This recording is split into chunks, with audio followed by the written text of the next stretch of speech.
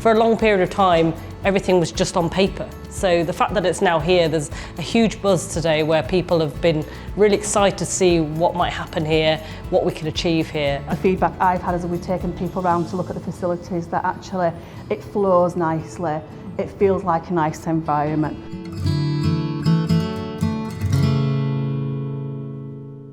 In 2023, we announced plans for a new day case unit at St Luke's Hospital to provide extra capacity for patients who require basic surgical procedures without the need for an overnight stay. The unit is now nearing completion, and last week I was delighted to join colleagues and members of our community for a tour to get an insight into the positive impact it will have.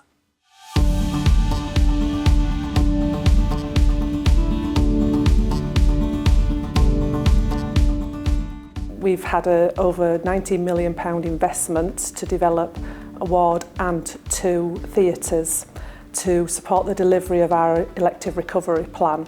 Elective surgery is planned surgery. The day case unit at St Luke's will be focused predominantly on day case surgery, so the patients will not be having an overnight stay in hospital.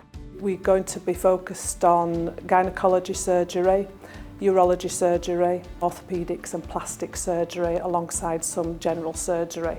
We have done quite a bit of work on the pathway and how we will move patients through that facility. Once patients have completed their surgeries, then they will be supported with a drink and a sandwich and with discharge information when they go home.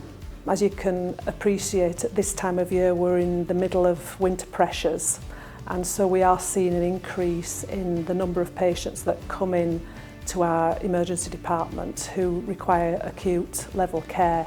And therefore, a lot of those people are admitted and can be admitted into our elective beds, which is where our planned patients would be admitted to for surgery.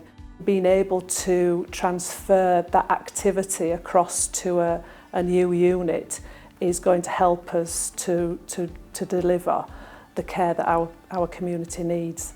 And our aspiration is that we want to obviously deliver upwards and over 5,000 cases per year.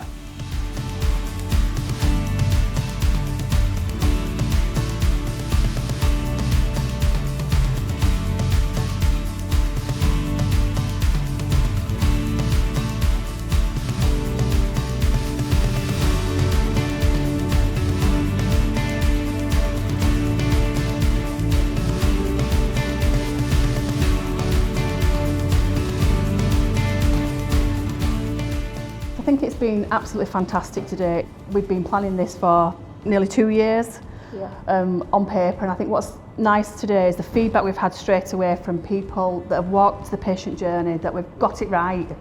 Obviously until we get a first patient through the door, but that's the feedback I've had as we've taken people around to look at the facilities, that actually it flows nicely, it feels like a nice environment.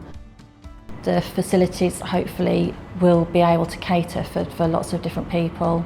I work quite a bit with people with learning disabilities as well, and I think this kind of an environment hopefully will be more conducive to patients like that as well.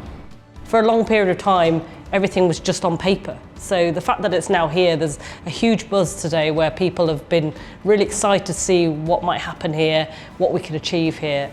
I'm really happy that actually what we discussed in those early days about getting the patient flow right, now that we've done some test runs with dummies and trolleys and things like that, it really does flow really nicely. To have this dedicated standalone facility in Bradford is kind of future-proofing our ability to continue to do surgery, and also to make sure that those people that are on waiting lists at the moment can get their procedure regardless of how busy the A&E department might get subsequently. There's a fresh new start. There's a nice energy that we can start clean slate. We can make it whatever we want it to be. And then as we take on more complex procedures and patients, we'll be able to test that system and then basically start from light lists to begin with and then move it through and start ramping things up when we know that the system works well.